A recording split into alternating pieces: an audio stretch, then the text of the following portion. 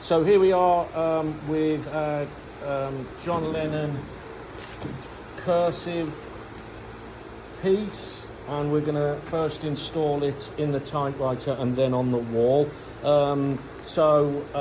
Here's the piece, and we're going to put it in the typewriter. What I'm going to do is turn it over and see where the arrow is, and then I'm going to place that arrow over the other arrow here, feed that down in, and then turn the handle so that that feeds this piece in and the other piece out.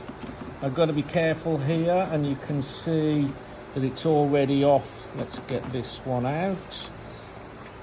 It's already off. I want to get this this recorrected, so I'm going to push this lever at the back here out, and then this becomes loose, and I can central it and center it like that and get it so that it's straight. And then once I have it where I want it, I'll click that back in.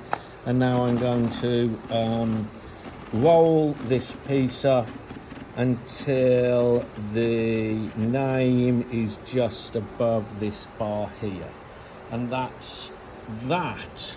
So now I'm going to take this piece, I'm going to flip the piece of artwork forward like so, revealing these little guys at the back, and these then sit on these two brass hooks like so.